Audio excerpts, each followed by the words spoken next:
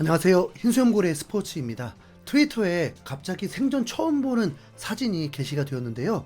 손흥민이 바르셀로나 유니폼을 입고 있는 합성 사진입니다. 손흥민이 토트넘과의 계약 만료가 2025년 6월인데 본인 피셜로도 재계약 혹은 이적에 대해서 전혀 힌트도 주지 않고 미래를 알 수 없다고 하면서 비밀의 상태다 보니까 이적설들이 제기되고 있는 상황입니다. 사우디 클럽에서 영입하고자 한다는 건 이미 알고 있던 것이고 아틀레티코 마드리드 이적설도 나왔었는데 이번에 바르셀로나 이적설에 등장하게 된 것입니다. 스페인 매체 엘 나시오날에서 데쿠 스포츠 디렉터가 손흥민을 바르셀로나로 데려오기 위한 영입 협상 중임을 확인했다. 바르셀로나는 재정 문제로 인해서 대규모 투자 대신 FA 영입에 전념해야 한다. 이 덕분에 최근 여러 선수들을 비용 없이 영입할 수 있었다. 조안 라포르테 회장과 데쿠는 이런 정책을 유지하고 싶고 내년 6월 계약이 만료되는 스타 선수들의 상황을 확인하고 있다. 가장 눈에 띄는 이름은 손흥민이다. 토트넘과 재계약을 체결하지 않으며 10년 만에 작별 인사를 할 수도 있을 것으로 보인다. 이미 데쿠가 협상 중이라는 소식도 있다. 프리미어리그 전설이 됐고 지구상 최고의 공격수 중 한 명이다.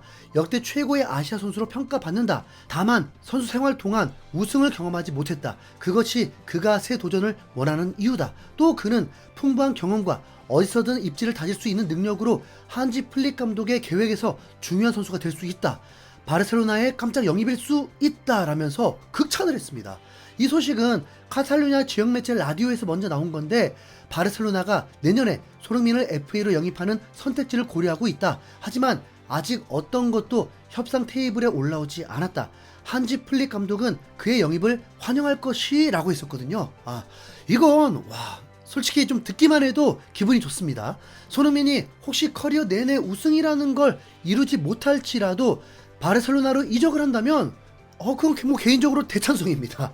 바르셀로나는 명성에 비해서 주춤하고 있는 것은 맞지만 그래도 맨유만큼 무너진 것도 아니고 현재 레알 마드리드보다 네임밸류가 떨어진다고 볼 수는 있지만 1위 질주 중입니다. 바르셀로나가 재정적으로 어렵다고 해도 지금 보유한 선수들도 어마어마하죠. 우선 위 매체 내용에서 어느 정도 인정되는 것도 있습니다. 레반도프스키가 바르셀로나 소속으로 9경기에서 10골을 넣고 있고 홀로 두 자릿수 공격 포인트를 기록하면서 득점 단독 선두를 달리고 있습니다. 이런 상황에서는 은바페가 쫓아가는 것도 지금 버거울 상황이죠. 이 레반도프스키가 2년 전에 미넨 소속이었는데 미넨이 붙잡지 않았고 바르셀로나가 600억의 이적료를 지불해서 영입을 했습니다. 그때 나이가 34살이었습니다. 바르셀로나 같은 빅클럽에서는 매 시즌이 우승 경쟁이기 때문에 리빌딩이라는 단어 자체가 어울리지 않습니다. 당장의 팀의 보탬이 될 수 있는 선수라면 나이 불문입니다. 메시를 능가할 수도 있다는 평가를 받는 16살 야말이 팀의 핵심 선수이고 얘는 스페인 국가대표에서도 핵심 선수로 유로 2024 우승의 주역이죠. 아무리 어려도 실력을 인정받고 감독이 원하는 선수면 경기에서 뛰게 되고 나이가 많아도 팀에서 활약하면 주전인 겁니다. 레반도프스키는 현재 36살인데도 바르셀로나에서 핵심 스트라이커입니다. 귄도아는 32살까지만 바르셀로나에 있고 맨시티로 떠났는데 B클럽에서 감독이 원하는 선수라면 충분히 영입을 할 수 있다는 거죠. 그리고 스페인 매체에서 플릭 감독이라면 손흥민을 환영할 거라고 했습니다. 자, 지금 손흥민이 내년에 바르셀로나에 간다 이런 건 분명 아니지만 이렇게 이적 전문가들 사이에도 손흥민은 높은 가치로 인정받으면서 클럽들이 군침을 삼키고 있습니다. 최근 반다이크도 인터뷰를 통해서 손흥민이 얼마나 뛰어난 선수인지를 극찬했었죠. 특히 손흥민의 양발 사용과 결정력에 대해서 매우 높이 평가했습니다. 사실 손흥민이 앞으로 얼마나 유럽에서 활약을 하게 될지에 대한 여부는 오로지 에이징 커브만이 관심사입니다. 에이징 커브. 체력에만 문제 없으면 35살 이상이 되어도 활약할 수 있죠. 체력에 문제가 생기다 보면 결정력에서도 영향을 미칠 수 있을 테니까요. 그런데 손흥민의 체력은 사실 정말 미스테리입니다. 이미 축구 역사에서 유례가 없는 선수거든요. 이번에 21살 베주노가 이라크전에서 좋은 활약을 펼친 후에 인터뷰에서도 유럽을 오가는 일정에 대해서 언급하면서 경기를 뛰면서 유럽을 오가는 건 처음인데 겪고 나니까 형들에 대한 더 리스펙이 생긴 것 같다고 했습니다.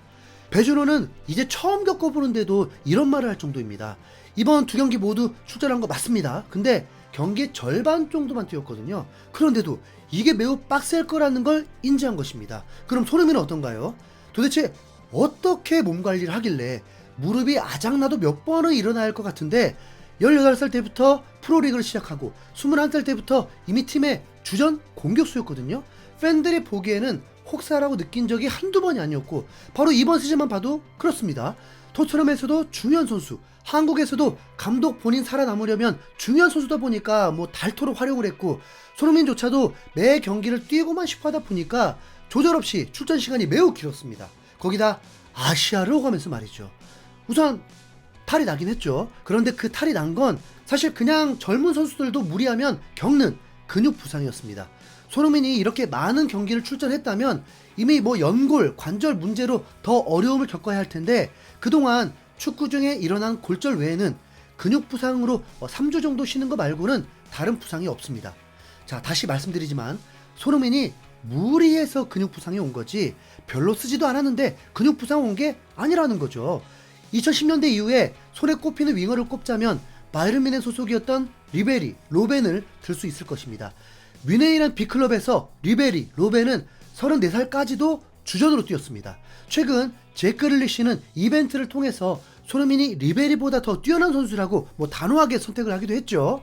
우리 팬들도 손흥민이 매 경기를 풀타임을 뛰면서 활약하는 걸 이제는 바라지 않습니다. 지금의 나이면 회복력도 분명 전성기 때보다 더딜 수밖에 없다는 거 다 알잖아요. 바르셀로나에서 영입할 수도 있다는 기사에 반응을 하는 거지만 지금부터 손흥민은 관리가 중요할 뿐입니다. 최고 레벨의 선수라고 해서 모든 경기에 100% 출전해 100% 풀타임이 최고 레벨이 아니잖아요. 손흥민보다 어린 음바페도 쉬었고 케인도 한 경기 쉬었고 호날두도 첫 번째 경기에 60분에 교체됐습니다. 어쩌면 우리는 손흥민이 슈퍼맨이 되어주길 바라는 걸 수도 있습니다. 이번 최종 예선에서도 손흥민의 빈자리가 느껴졌지만 그래도 원하던 승리로 잘 마무리했잖아요. 손흥민도 부담을 좀 덜게 됐죠. 손흥민이 차범근의 A매치 득점 기록을 잡으려면 더 많은 경기를 출전해야 하는 것도 필요하긴 한데 손흥민이 말하는 것처럼 우리도 팬들이 좋은 경기를 보고 싶은 거지 지쳐있는데 버티면서 한 방 노리는 경기 보고 싶은 게 아니거든요. 손흥민은 이제 3주의 휴식을 취하고 웨스트햄전을 준비합니다. 지난달에는 선수들의 훈련 근황이라도 좀 업로드하고 그러더만 지금은 완전 베일에 감춰져 있습니다. 한번 테스트하듯 보시죠. 3주 동안 쉰 손흥민의 모습이 어떨지 말이죠. 레비를 강하게 압박해서 손흥민이 여기저기 빅클럽에서 러브콜이 왔으면 좋겠습니다. 우리는 여전히 손흥민 시대에 살고 있습니다. 이상 뉴스홈플레이스입니다. 감사합니다.